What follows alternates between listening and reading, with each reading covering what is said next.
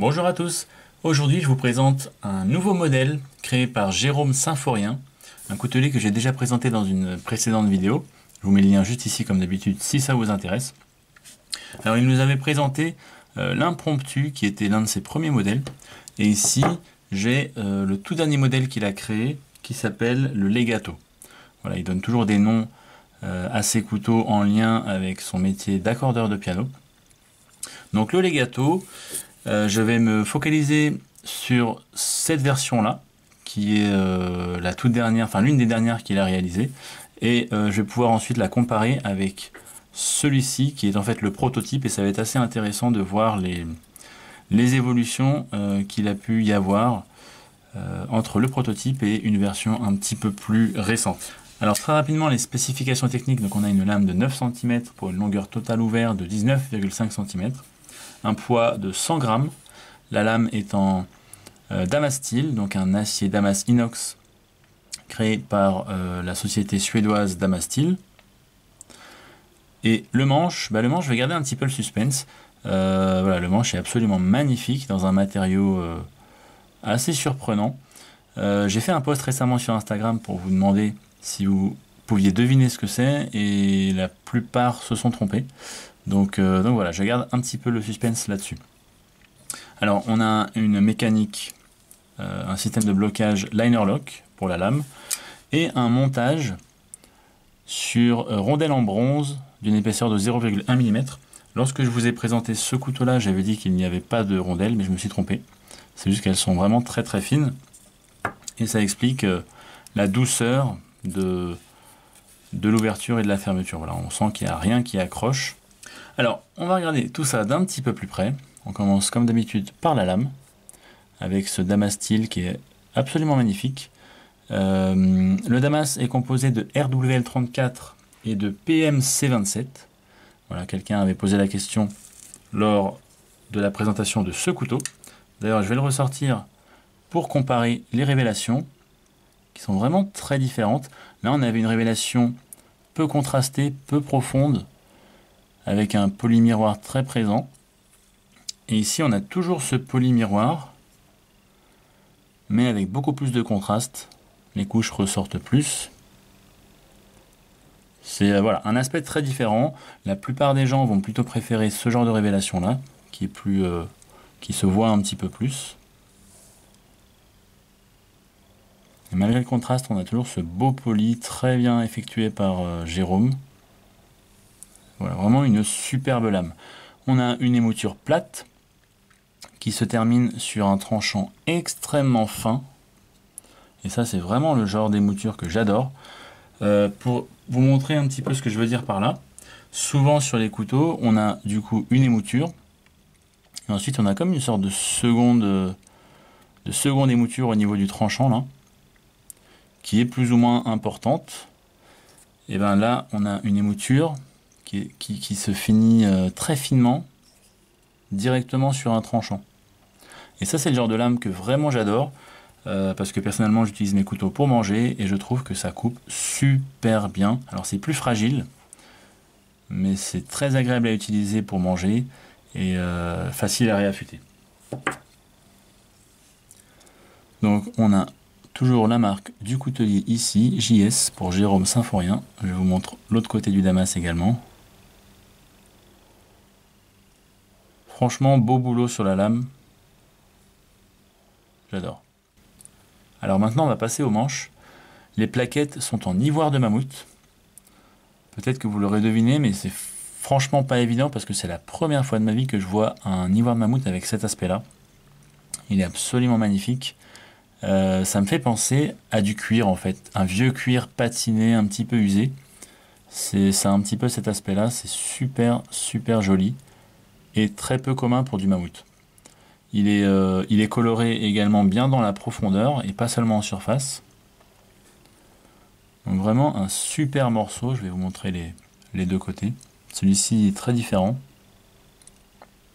Pour le coup, ressemble un peu plus à du bois. Voilà, vraiment un matériau magnifique. Sur le dos, on a donc une fausse pièce en damas ici et des platines en acier inox qui sont guillochées. Alors si vous me connaissez un petit peu, vous savez peut-être que j'aime pas le guillochage en général, sauf parfois, quand c'est vraiment bien fait, ou en tout cas fait à mon goût. Et ici, c'est vraiment fait à mon goût. C'est très discret, puisqu'on n'a pas de fausse pièce qui vient tout le long, là. Seulement les platines sont guillochées, et surtout, c'est parfaitement exécuté. On a une symétrie parfaite. C'est très élégant, j'aime bien le motif. C'est discret, raffiné à la fois. C'est vraiment génial. Et le petit détail que je trouve top, c'est la fausse pièce ici en damas, qu'il n'a pas guilloché, pour mon plus grand plaisir, puisque là, il avait fait un petit guillochage que je trouvais pas forcément, sur ce modèle-là, pas forcément indispensable. Et là, on voit vraiment la beauté du damas, en fait, on voit toutes les couches sur cette fausse pièce. Ce qui fait un petit rappel avec la lame. Et le petit détail qui tue, c'est la forme de la fausse pièce qui vient se fondre, en fait, dans le guillochage des platines. Franchement, magnifique. J'adore. J'adore ces tout petits détails là qui sont pas forcément évidents, mais voilà, qui sont très subtils et qui demandent énormément de temps pour leur réalisation. La pointe est également un petit peu arrondie, ce qui fait qu'on n'accroche pas du tout au niveau du doigt. Alors ici, on a un petit trou pour la dragonne, qui permet d'exposer une partie du damas. Alors, il est quand même allé nous faire un petit guillochage à l'intérieur. À la limite, pourquoi pas. C'est un petit guillochage que seul le propriétaire du couteau pourra venir apprécier. Et voilà, les platines sont polymiroirs. Au niveau de la mécanique, on a un clic ferme, rassurant, facile à désengager. Une lame parfaitement centrée. C'est franchement du super boulot. Un très très beau couteau. Une fois le couteau fermé, on a cette petite partie arrondie là qui est plutôt sympa en termes de design. Par contre, on aurait presque envie que ce soit un front flipper, c'est-à-dire qu'on puisse l'ouvrir comme ça d'une main. Mais c'est un type de montage complètement différent avec des roulements à billes, etc. Pourquoi pas envisager à l'avenir pour le coutelier. Il ne faut pas oublier qu'il fait des couteaux depuis seulement 2 ans. Et il arrive quand même à nous sortir des pièces ultra travaillées et très proprement réalisées comme celle-ci. Voilà, je pense que ça va être un coutelier à surveiller, qui va évoluer très rapidement, surtout qu'à chaque fois que j'ai discuté avec lui, il avait toujours cette envie de progresser en fait. Il adore avoir les avis des gens, qu'ils soient positifs ou négatifs, tant qu'ils sont constructifs évidemment. Et il cherche toujours à améliorer. Chaque nouveau couteau, il se lance de nouveaux défis. Donc c'est un état d'esprit que j'aime particulièrement. Alors, je vais vous comparer maintenant ce couteau au prototype, qui a une forme très similaire. La principale différence, ça va être au niveau de la forme de la lame. Ici, on avait une lame qui était dans la continuité du manche, alors que sur cette version, on a une lame plus large et du coup un petit décroché ici au niveau de la lame. Ça change complètement la ligne du couteau. Ici on a quelque chose de plus fin, de plus élancé, de plus élégant, et ici quelque chose d'un petit peu plus costaud quoi. Je sais pas ce que vous préférez, n'hésitez pas à me dire en commentaire. Évidemment faites abstraction des matériaux, puisque bon, les matériaux de celui-ci sont peut-être plus attrayants. Mais juste au niveau de la ligne, c'est intéressant de voir à quel point un tout petit détail comme ça peut complètement changer l'aspect et le ressenti général du couteau. Alors, une autre modification qu'il a faite suite au prototype, c'est le faux contre-tranchant. Là, il avait fait un joli petit faux contre-tranchant qui était plutôt sympa. Sauf que comme la lame rentre quand même pas mal dans le manche, et ben l'ouverture, alors moi j'ai aucun problème à l'ouvrir, hein, mais pour certaines personnes, c'était pas forcément évident à ouvrir. Donc voilà, ça c'est le genre de détail qu'il a modifié sur la version finale.